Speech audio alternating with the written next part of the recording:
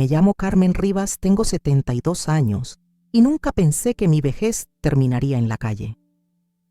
Después de perder a mi esposo, lo único que me daba paz era vivir con mi hijo, Marcos, su esposa Paola y mi nieta Sofía. Pensaba que el ciclo de la vida era sencillo: criar, amar, envejecer en paz, rodeada de familia. Eso creía.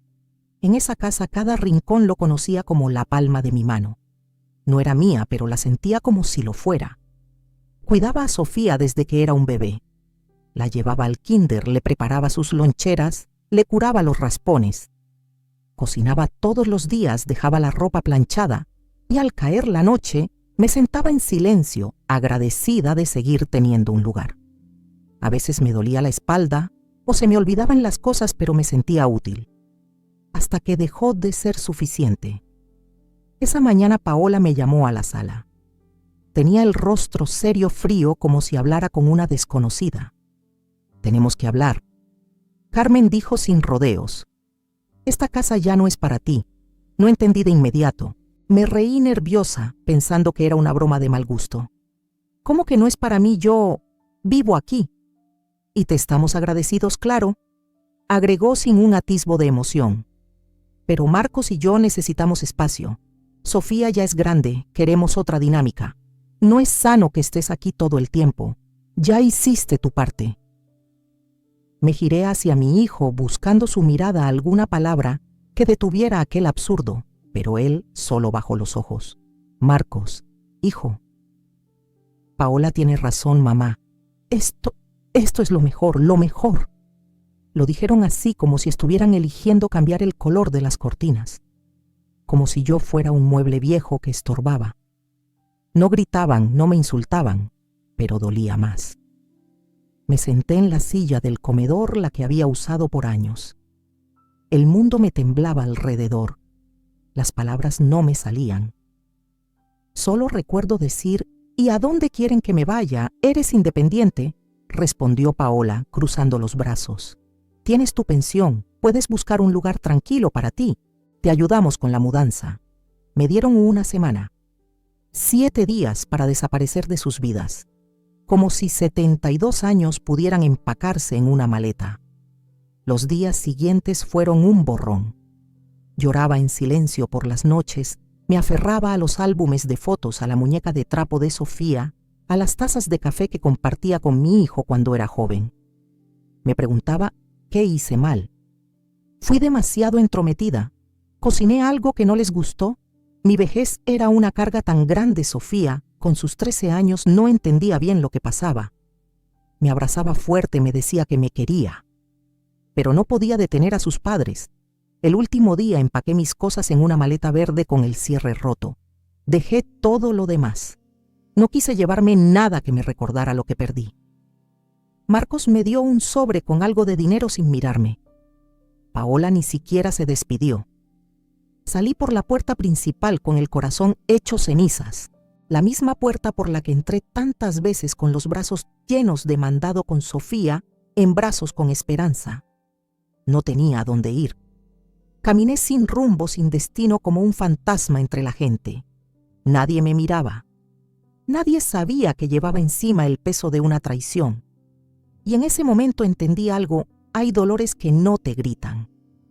Te susurran, te expulsan con palabras elegantes y gestos corteses, y duelen igual, o más. No sabía qué me esperaba, pero sí sabía una cosa: la Carmen que salió esa mañana no era la misma que había llegado a esa casa años atrás. Dormí la primera noche en la terminal de autobuses, sentada en una banca de metal, abrazando mi maleta, como si fuera lo último que me quedaba. El frío no era solo físico. Era un tipo de escarcha que se te mete al alma.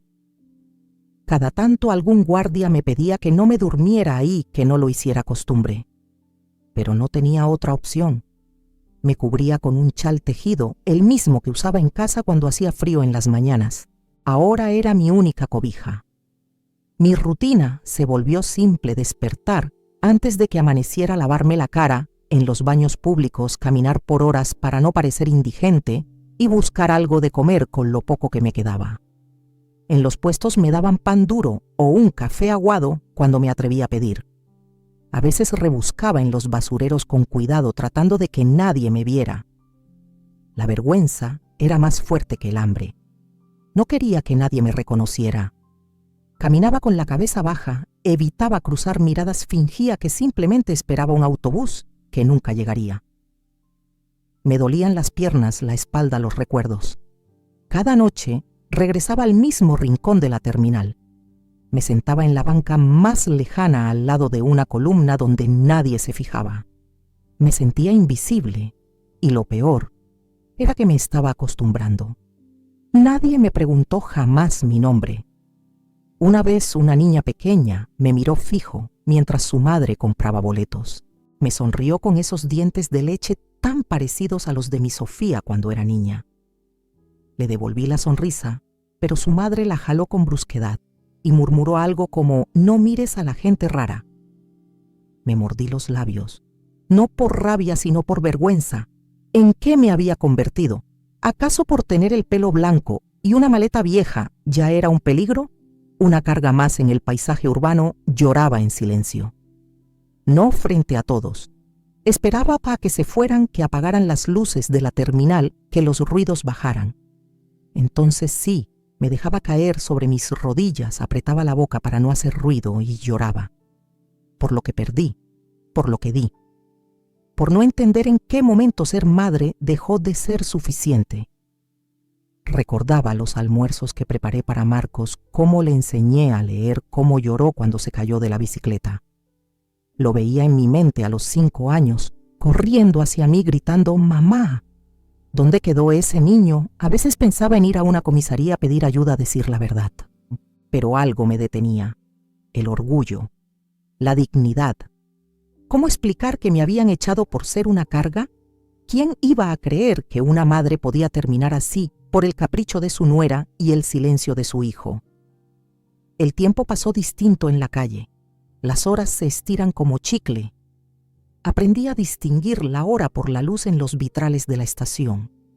Me volví una sombra más, una figura sin nombre, sin voz. Y aún así, cada noche me repetía algo en la cabeza: esto no es el final. No sabía de dónde salía esa certeza. Tal vez de mi esposo, que siempre me decía: «Carmen, tú puedes con todo». O de mí misma, esa parte que aún no moría. No lo sabía entonces, pero el invierno más duro ya estaba dando paso a otra estación. Porque incluso entre el asfalto y el olvido, siempre hay una mano que aparece. Y la mía estaba a punto de encontrarla. Una mañana, después de 3 noches sin dormir bien y con la garganta hecha polvo por el frío, decidí hacer algo que me costó mucho más que mendigar pan: caminar hasta el banco.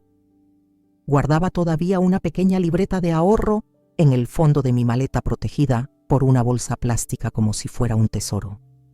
Era una cuenta donde mi pensión se depositaba cada mes. Nunca había usado tarjeta de débito. Siempre fui de libreta y fila, de hablar con la señorita del mostrador, de firmar con calma. Ese día me puse la ropa más decente, que tenía una blusa celeste y el pantalón de lino que usaba para ir a misa. Quería parecer alguien normal, alguien con historia, no solo otra anciana sin rumbo. Me peiné como pude en el baño de la terminal y me miré al espejo. Mis ojos estaban más hundidos, pero seguían siendo míos.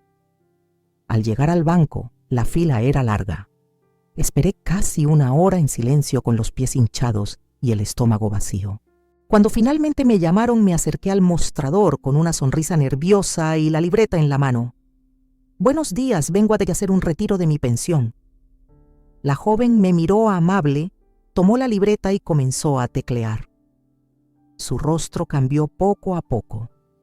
Frunció el ceño. «Su nombre completo, por favor». «Carmen Rivas de Luján». «Un momento, señora». Se alejó para consultar con otra empleada. Sentí que todos en la sala me miraban.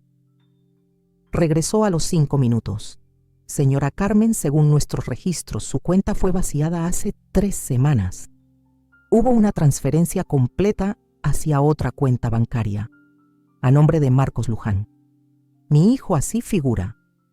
¿Desea presentar una queja?». No contesté. No podía. Me quedé paralizada, sintiendo cómo el suelo se me abría bajo los pies. Bajé la mirada. Quise llorar ahí mismo, gritar, exigir una explicación, pero no tenía fuerzas. No. Gracias. Solo devuélvame la libreta. Tomé el cuadernillo con manos temblorosas y salí del banco sin rumbo. Caminé hasta un parque cercano y me senté en una banca mirando las hojas secas. Sentía que todo se había roto definitivamente. Mi hijo, mi sangre. No solo me había echado, también me había dejado sin nada. Me usó. Me robó con suavidad, con firma y cuenta bancaria. Y yo se lo había dado todo. Incluso el acceso a esa cuenta por si algún día necesitaba hacerme un favor. Qué ciega fui. Me puse a pensar en todas las veces que pagué cosas sin decirle. La vez que le ayudé con el enganche del coche. Cuando le cubrí una deuda con el pretexto de que estaban apretados, siempre fue con amor. Y ahora ese amor me tenía aquí sin techo y sin un peso. Empecé a perder la fe, no en Dios, pero sí en las personas. Me sentí sucia, ingenua, como si el mundo me estuviera dejando claro que ya no valía nada. Que era vieja, sí, pero sobre todo desechable. Pensé en Sofía, en su sonrisa, en cómo me decía Abu cada vez que quería un chocolate escondido. También me olvidaría, la convencerían de que era mejor sin mí. El viento soplaba con fuerza esa tarde. Me abracé los brazos, no por frío, por vacío. Me quedé sentada ahí horas sin moverme, sin saber a dónde ir. El hambre, la soledad, la traición. Todo se acumulaba como un nudo en la garganta. Esa noche, cuando regresé a la terminal, ni siquiera miré a nadie. Me senté en mi rincón, abracé mi maleta y cerré los ojos. Había tocado fondo, lo sabía, y sin embargo, algo dentro de mí, muy adentro, aún respiraba. Muy tenue, muy callado, pero estaba ahí. La parte de mí que no se rinde. No recuerdo cómo llegué a esa calle. Mis pasos ya no eran conscientes. Me guiaba el cuerpo, no la voluntad. Estaba demasiado cansada, demasiado vacía. Había caminado por horas alejándome de la terminal, como si el cambio de paisaje pudiera limpiar la miseria que sentía por dentro. Esa noche me quedé dormida, acurrucada en el umbral de una pequeña cafetería. Era un local antiguo con ventanas de madera y macetas colgando como los que ya casi no se ven. Me recosté sobre un cartón usando mi maleta como almohada. No tenía intención de pedir nada. Solo necesitaba que nadie me empujara. Solo descansar. La voz de una mujer me despertó con delicadeza, como esas voces que aún saben tratar con humanidad. «Señora, ¿está bien?», parpadeé desorientada. Una mujer de unos 50 años, delgada, con cabello recogido y delantal floreado, me miraba desde la puerta. No tenía miedo, no me hablaba como a una extraña peligrosa. Me hablaba como si me conociera. «No quiero molestar», murmuré intentando ponerme de pie con torpeza. Ella me sujetó del brazo con suavidad. «No está molestando. Mi nombre es Lucía. Esta es mi cafetería. ¿Cuándo fue la última vez que comió algo caliente?» No supe qué decir. Tragué saliva. El estómago respondió antes que yo con un gruñido vergonzoso. «Venga, pase. Tengo una sopa en la estufa. Puede sentarse un rato. No le voy a hacer preguntas que no quiera contestar». Entré casi sin creerlo. El olor a café fresco, a pan horneado, a cocina de hogar, me envolvió como un recuerdo de otra vida. Me senté en una mesa cerca de la ventana. Lucía me sirvió una sopa humeante y 2 panes dulces. No lloré en ese momento, pero me temblaba la cuchara al llevarla a la boca. «Gracias», fue lo único que pude decir. Después de comer me ofreció un espacio en la trastienda donde tenía una colchoneta y cobijas. «Puedes quedarte aquí unos días si me ayudas a barrer en las mañanas». «No es caridad, es un intercambio justo», dijo, con una sonrisa franca. Sentí un nudo en la garganta. No por lástima, sino por la dignidad con la que me lo ofrecía. Acepté con un hilo de voz, casi avergonzada de mí misma. Los primeros días fueron extraños. Me costaba mirar a Lucía a los ojos. No sabía cómo actuar. Me sentía fuera de lugar, como si fuera a arruinar algo con solo existir. Pero ella No me trataba como una carga. Me hablaba, me escuchaba, me ofrecía café con pan cada mañana antes de abrir el local. Poco a poco empecé a sentir algo que no había sentido en semanas: calor humano. No físico, sino de ese que se mete entre las grietas del alma.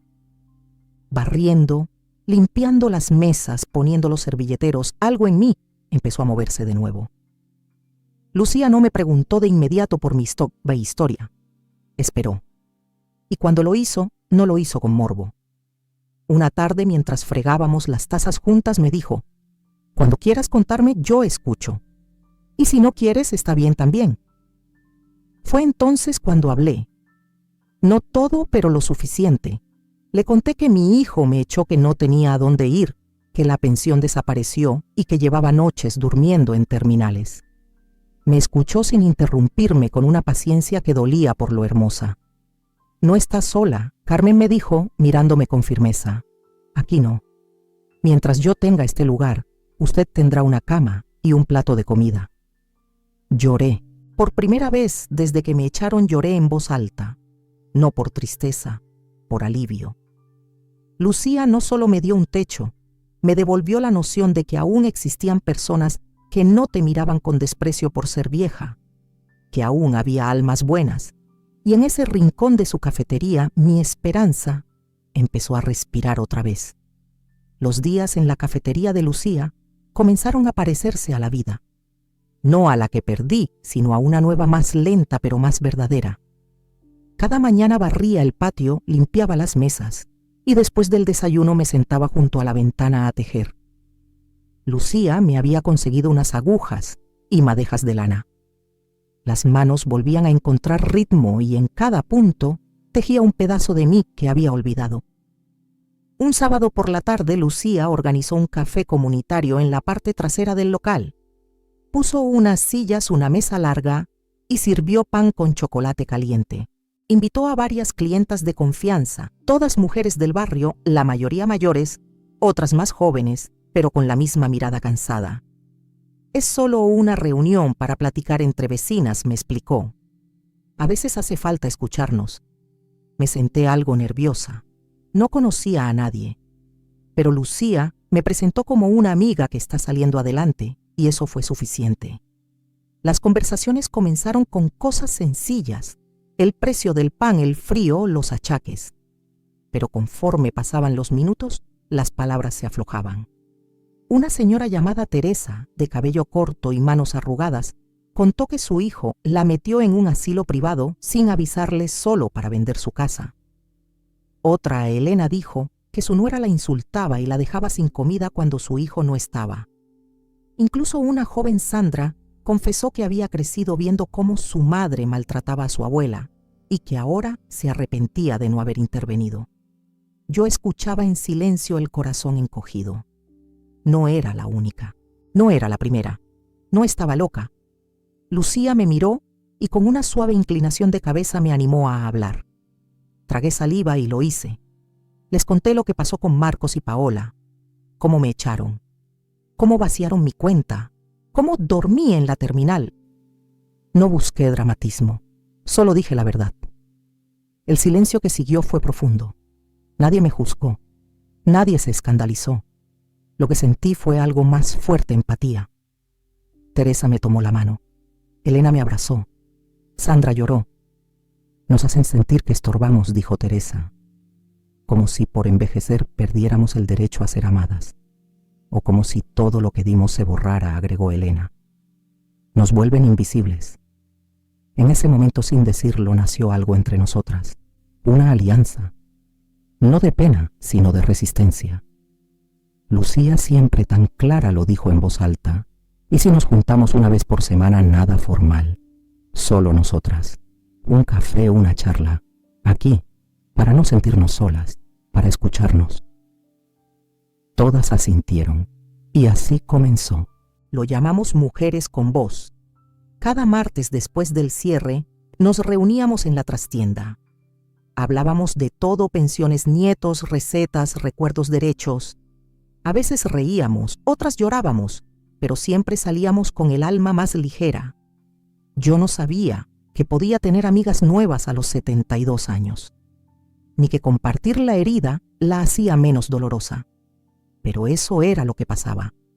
La vergüenza se iba, la rabia se transformaba, y de esa mezcla nacía una nueva versión de mí, una que volvía a levantar la cabeza. Una noche Sandra nos trajo una idea a hacer volantes con frases de ánimo y números de ayuda legal para adultos mayores. Para dejar en mercados, en iglesias, en las terminales, dijo. Todas nos emocionamos. No éramos un grupo cualquiera, éramos un pequeño ejército. Lucía me abrazó al despedirse. Ves, tu historia no solo es tuya, es un puente, y por él estamos cruzando juntas. Me fui a dormir esa noche con una sonrisa, la primera verdadera en mucho tiempo, porque ya no solo sobrevivía, estaba empezando a vivir de nuevo, con voz, con tribu, con dignidad. Lucía me lo dijo una tarde mientras preparábamos café para el grupo. Van a hacer una asamblea vecinal en el centro cultural del barrio. El tema es abuso silencioso a los adultos mayores. Quieren testimonios reales. Carmen, deberías hablar. La miré como si me hubiera pedido volar. Hablar yo, en público, contar todo eso delante de extraños. Precisamente porque es verdad, respondió sin dudar. Tú ya no hablas solo por ti, hablas por todas nosotras. Me quedé pensativa. El miedo no era por pararme frente a otros, era por volver a abrir una herida que, aunque había empezado a sanar, aún dolía. Pero Lucía tenía razón. Si algo había aprendido en esos martes de mujeres con voz, era que guardar silencio también era una forma de desaparecer. Acepté. La asamblea fue un sábado por la tarde. El centro cultural estaba lleno, vecinos, autoridades locales, estudiantes de trabajo social curiosos. Me senté entre Lucía y Teresa con las manos sudorosas y el corazón acelerado. Cuando mencionaron mi nombre sentí que el suelo me temblaba. Caminé despacio al frente. Vi los rostros de la gente, nadie me conocía. Y sin embargo, todos me miraban con respeto. Tomé el micrófono, respiré hondo y empecé. Mi nombre es Carmen Rivas, tengo 72 años. Fui madre, esposa, abuela, y hace unos meses fui echada de mi casa por ser una carga. La sala se quedó en silencio absoluto. Mi hijo, a quien crié con todo mi amor, me pidió que me fuera. Su esposa me lo dijo con palabras frías. Me fui sin gritar. Me fui con vergüenza. Dormí en una terminal de autobuses. Perdí mi pensión. Perdí la fe. Conté todo. Con la voz firme, aunque las manos me temblaban, hablé de cómo Lucía me encontró, de cómo mujeres como Teresa Elena Sandra y otras me ayudaron a recordarme quién era, de cómo compartir mi historia me salvó, y de cómo el abandono a los adultos mayores no siempre es violencia visible. A veces se da con palabras suaves y puertas que se cierran. No estoy aquí por venganza, concluí. Estoy aquí porque nadie debería terminar sus días como si fuera un mueble viejo. Merecemos respeto, merecemos hogar, merecemos voz. La sala estalló en aplausos, no de cortesía, eran aplausos sinceros. Había rostros con lágrimas, otros con ojos encendidos. En la primera fila un joven se puso de pie y dijo en voz alta: Mi abuela vive sola. Gracias por hacerme pensar en eso. Me bajé del escenario temblando, pero por dentro me sentía en paz, como si me hubiera quitado una piedra enorme del pecho. Teresa me abrazó. Elena me besó la frente.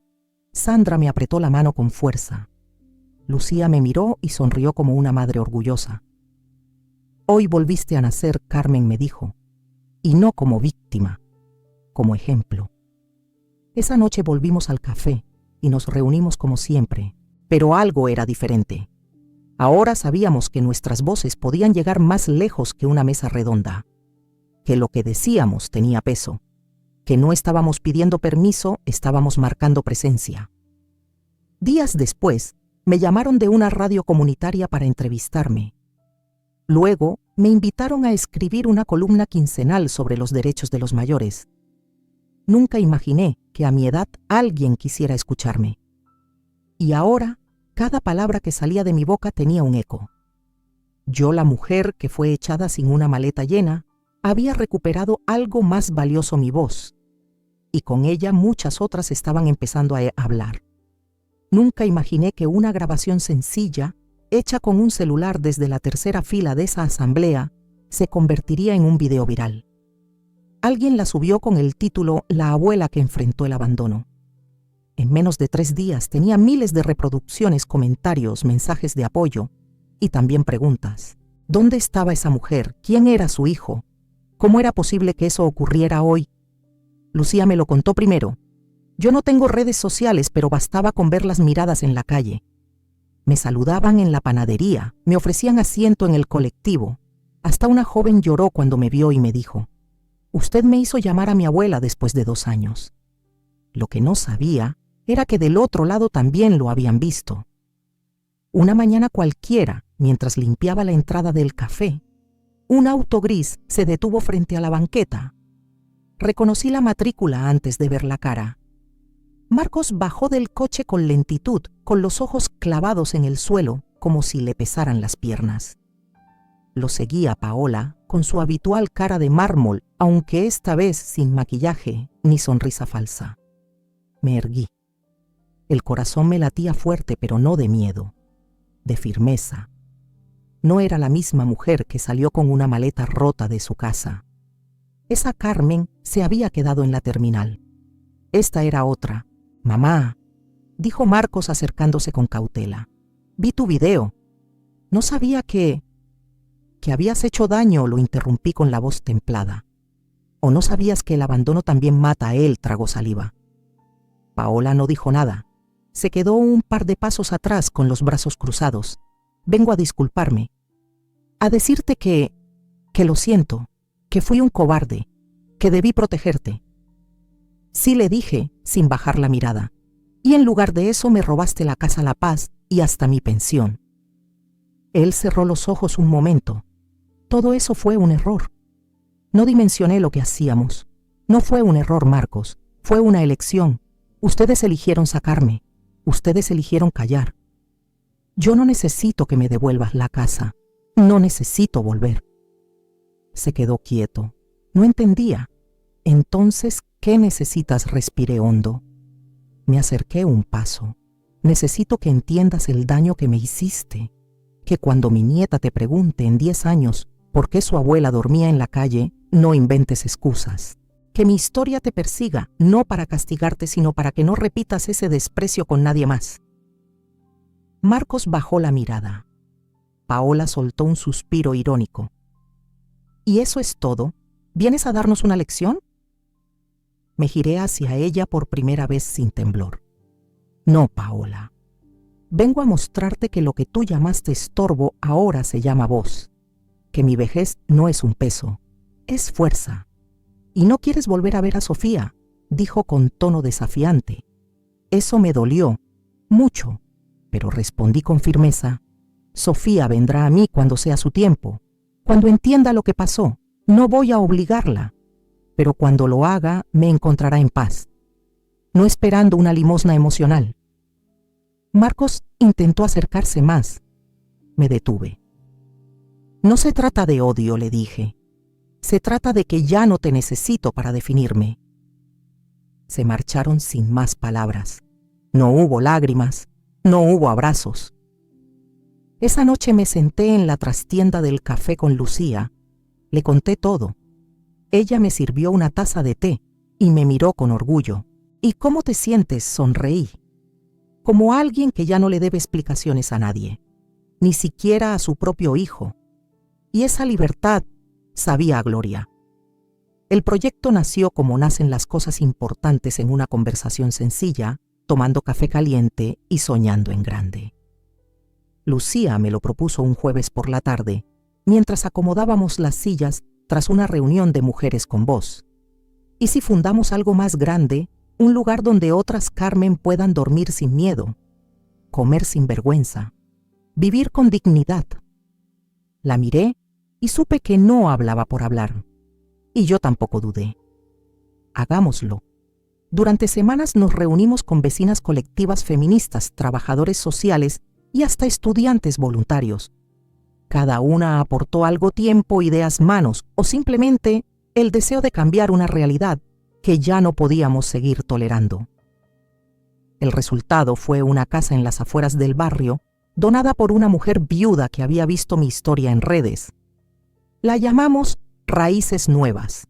Allí, los adultos mayores no solo tienen techo y comida, tienen voz, oficio y propósito. Empezamos con 10 residentes. Hoy ya somos más de 30. Damos talleres de costura, tejido, cocina tradicional y, algo que me hace sonreír, siempre clases de alfabetización digital. Nada me emociona tanto como ver a don Fermín enviar su primer correo electrónico a sus nietos o a doña Clarita escribir "te quiero" por WhatsApp, con dedos temblorosos y ojos húmedos. Yo me convertí en algo que nunca imaginé: tallerista. Doy charlas sobre derechos, autoestima y cómo reconstruirse cuando la familia te da la espalda. Y lo hago no desde la teoría, sino desde la experiencia. Mis palabras vienen de la calle, de la terminal, de la trastienda de una cafetería. Y por eso llegan. Un día, mientras organizaba una clase, alguien tocó la puerta con 3 golpecitos suaves. Abrí. Ahí estaba Sofía. Ya no era la niña que recordaba. Tenía 15 años, el cabello más largo y una expresión que mezclaba miedo con amor. "Abú", susurró. "Encontré este lugar por internet. Te vi en los videos, quería verte. Te extraño tanto". Sentí que el tiempo se me comprimía en el pecho. Solo la miré. Y ella, con la voz temblorosa, continuó: "Yo nunca estuve de acuerdo con lo que hicieron mis papás, pero tenía miedo. Pensé que si hablaba, te harían más daño. Lo siento, Abú". La abracé. No desde el rencor, sino desde el amor que sobrevive a todo. La apreté fuerte y le dije: "Mi niña, tú no tienes la culpa. Solo quiero que recuerdes esto: siempre tendrás un lugar donde tu abuela te espera con los brazos abiertos. Siempre". Desde entonces, Sofía me visita en secreto. Me ayuda en los talleres, juega con los residentes, aprende a coser. Dice que cuando sea grande quiere ser trabajadora social. Yo solo le sonrío. Ya es más valiente de lo que yo fui a su edad. Y llegó mi cumpleaños número 73. Las mujeres del centro decoraron el patio con papel picado, flores frescas y una torta enorme. Lucía preparó tamales y Sandra me regaló un chal tejido por ella misma. Había música, risas, abrazos. Y por primera vez en mucho tiempo me sentí verdaderamente celebrada. Cuando llegó el momento de soplar las velas, me pidieron unas palabras. Me levanté con calma, rodeada de rostros que me sanaron más que cualquier medicina. Hace un año me quitaron un techo, dije con voz firme, pero no me quitaron la dignidad. Porque eso no se pierde, se esconde a veces, pero vuelve. Hoy este lugar, esta comunidad, esta familia que hemos creado, es mi hogar y está hecho de respeto. Todos aplaudieron, lloramos, reímos, brindamos. Y así cerré mi historia, no con tristeza, sino con una certeza. La vejez no es una carga, es un legado vivo. Y yo sigo volando con alas propias. Carmen nos enseñó que el abandono no siempre grita, a veces te despide con una sonrisa, pero también nos mostró que la dignidad no se arruga con los años y que cuando una mujer se levanta, muchas otras encuentran el valor para hacerlo también. Si esta historia te tocó el corazón, compártela, porque cada vez que alguien escucha, entiende que envejecer no es desaparecer, es florecer con memoria y coraje. Suscríbete a nuestro canal para más relatos reales, emotivos y transformadores, donde cada voz silenciada encuentra su eco. Activa la campanita, deja tu comentario y cuéntanos, ¿qué te dejó esta historia? Aquí, en nuestro rincón de historias, no solo escuchamos, sentimos, y juntos le damos voz a lo que el mundo prefiere callar.